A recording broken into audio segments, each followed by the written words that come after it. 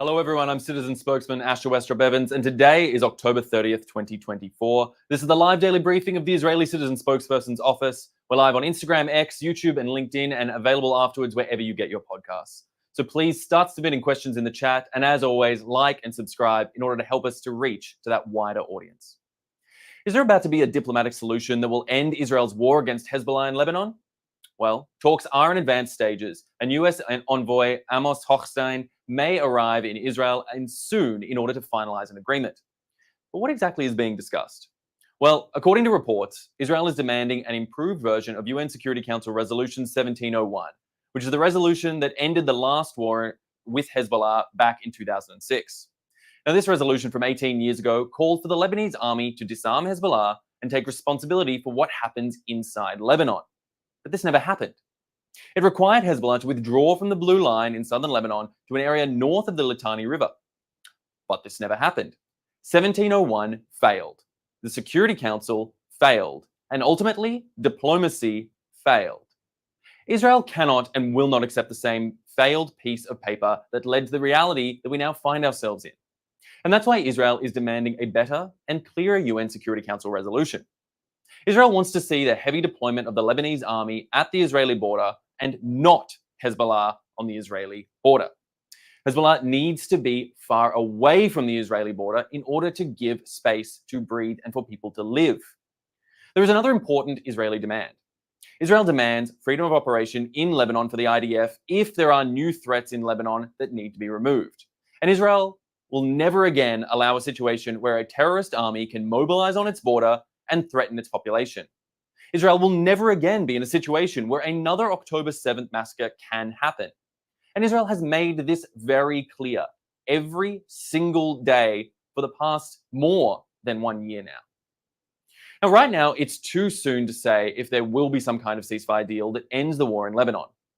But if it happens, if there is a ceasefire in Lebanon in the days ahead, and if Israel's demands are met, it means something. It means that Hezbollah has backed down. Now let's remember, Hezbollah decided to join Hamas's war on October 8th of last year, 1 day after the October 7th massacre. Hezbollah said that it would not stop attacking Israel until there was a ceasefire in Gaza. And there hasn't been a ceasefire in Gaza because Hamas has continued to attack Israel and it continues to hold 101 hostages. Now, the fact that there are negotiations now for ending the war in Lebanon means that Hezbollah, what's left of its leadership, has decided to stop tying its fate to Hamas. Now, Hassan Nasrallah, Hezbollah's longtime warlord, went to war via Sinwar and Hamas. And Nasrallah and Sinwar are both now dead. So let's hope that the region can build a better future without Hamas in power in Gaza and without Hezbollah terrorizing Israel from Lebanon. But right now, the war continues. A Hezbollah drone just struck the Israeli coastal city of Nahariya, and the IDF continues its operations in Lebanon. Israeli soldiers continue to risk their lives to fight Hezbollah and protect the people of Israel. And we'll have to wait and see if diplomacy can end the war or if Hezbollah wants to keep fighting. Right now, there are also reports of hostage negotiations with Hamas in Gaza. The details that are leaked to the media are less important than the big picture. Hamas continues to hold 101 Israeli hostages in its underground terror dungeons inside Gaza. It's frankly barbaric. We want, and rather I should say, need them home now. We need more pressure on Hamas and Hamas's patrons, Qatar, Turkey, and Iran, so that Hamas will lay down its weapons and release the hostages. There still remain so many open questions. How many hostages are still alive? Who's holding them, and where are they exactly? Who represents the terrorists holding hostages in Gaza now that Yahya Sinwar and most of the Hamas senior leadership in Gaza are dead? Now, some of these questions will be answered in negotiations that are taking place currently in Qatar, and Israel will gain information on how Hamas is currently operating. But this is what's very clear right at this moment. The Prime Minister of Israel, Benjamin Netanyahu, has offered amnesty to any Hamas terrorist who is holding Israeli hostages. If the terrorists release the hostages, the terrorists can live. And I wish that more world leaders would tell Hamas this simple message: take the deal. All right, now it's time to take some questions from our audience watching live. Thank you, Asher. This question is from our YouTube live from Sarah. Why, if Israel is clearly winning the war on Hezbollah, are we talking about a ceasefire and not a capitulation? Are we going back to 2006? No, let's make something very clear. We are most certainly not going back to 2006, and that is the change in the status quo that Israel is looking to implement when it comes to southern Lebanon and what's happening inside that country. But ultimately, we need to consider what we're thinking about when we talk about capitulation. As it stands, since 2006, the political reality in Lebanon has fundamentally changed, and Hezbollah now stands as one of the primary political powers inside Lebanon. It is not to Israel's interest or advantage for the entirety of Lebanon to collapse and crumble to its knees. And as we've said repeatedly, Israel's war is not with the Lebanese people. It is with Hezbollah.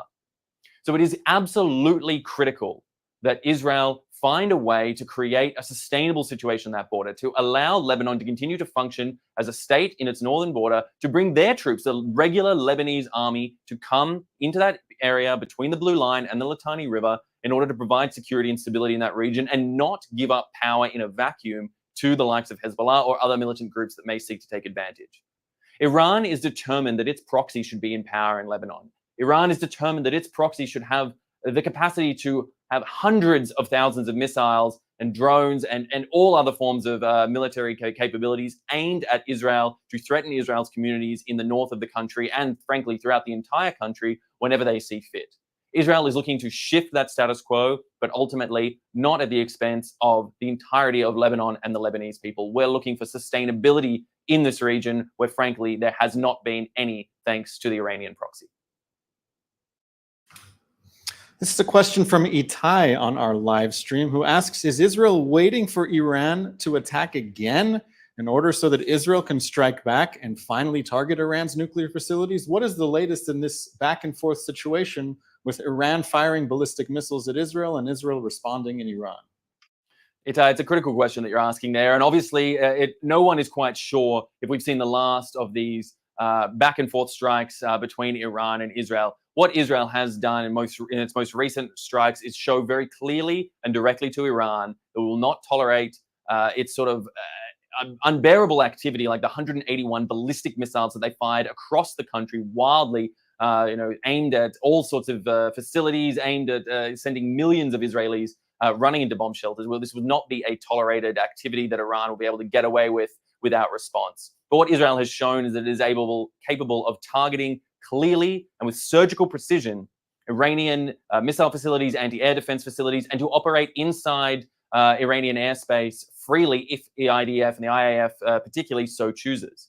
This is an important message to send to Iran. But again, as I said earlier, when it regards the Lebanon and the Lebanese people, the war and fights with Iran that are being waged right now are with the Iranian regime, with that theocratic authoritarian regime in Iran run by the Supreme Leader Ali Khamenei, who has taken over the Iranian people. Our war is not with the Iranian people themselves, but rather with their rogue leadership and the slew of proxies that they have funded and supported throughout the region as they look to destabilize Israel, Israeli interests, and indeed American and Western interests as a whole. So this is really the goal and the military aims that Israel has set out here. Full-scale war does not benefit those aims right now, but we will remain to see if the status quo should change, if Israel's interests should change. Obviously, anything can be on the cards in the future, but for the time being, Israel has made very clear with their latest strike a message to Iran. This is a question from Marty on our live stream, who says he would like to know, why is there no discussion about the Hamas Covenant of 1988, which expresses the ideology to end Israel and kill Jews? We need to educate the media about this issue. Why is Hamas's ideology left out of the picture? Frankly, this is a critical philosophical question, and one that I think many in Israel and many who are informed on the region, the region's history, grapple with regularly.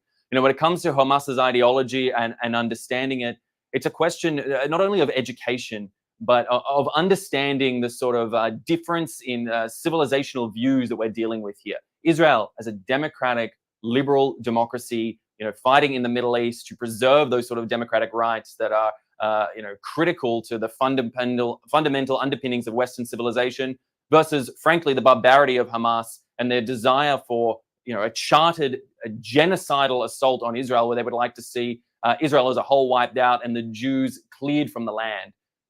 This fundamental difference, I think, is something that is all too important to be made aware to everyone around the world when it comes to comparing sides in this conflict, to understanding the fundamental ideological underpinnings of what we're dealing with here, regardless of any particular small details, minutiae, and particular facts on the ground, that these are the fundamental underpinnings that we're dealing with here.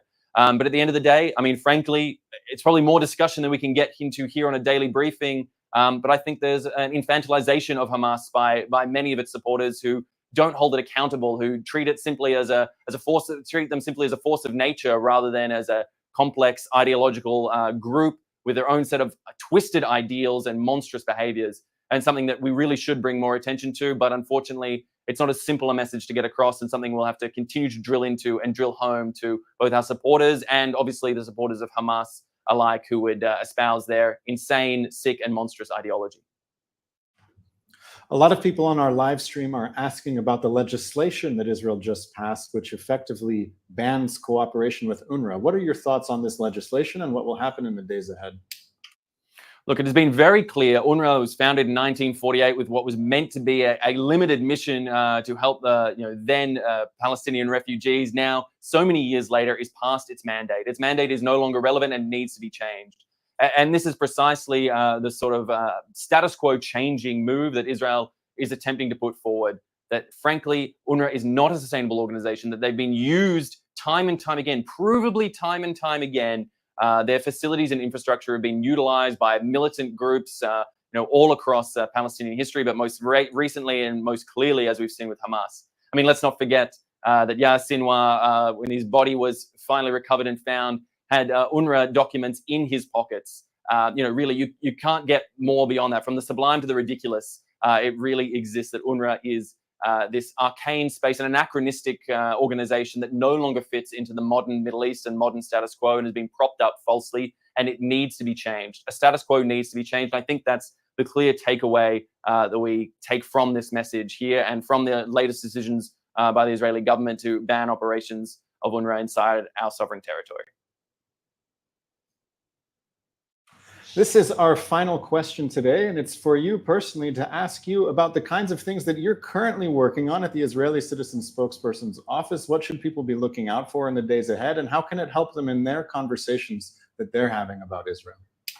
Well, thank you so much for that question. I've been working on a number of interesting projects. I hope people have had a chance to view on our spokesperson's website deep dive investigations that I've been conducting into Wikipedia, the BBC, the New York Times, to try and expose some of the biases, the misrepresentations, the poor quality of reporting that's been occurring from those organizations. And that's a series that I hope to continue to be able to put out. So please, if anyone has any recommendations, at Asher Westrop, ASHER-WESTROPP, please reach out, let me know your thoughts. I'm trying to make sure that we're holding media, large-scale organizations, international organizations accountable for their biases against Israel, for unfair reporting. And I'm using my decade plus of investigative journalist experience in order to try and dive deep into these conversations. This is critical to what we're doing here, and I hope will help to complement so much of the work here that we do at the Israeli Citizen Spokesperson's Office. But really part of the wider team and the wider message of what we're all trying to do here as we advocate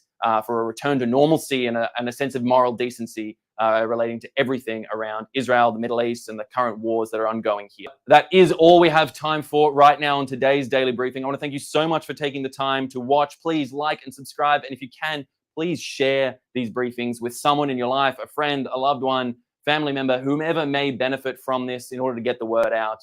I've been Asher Westrop Evans. Thanks for watching.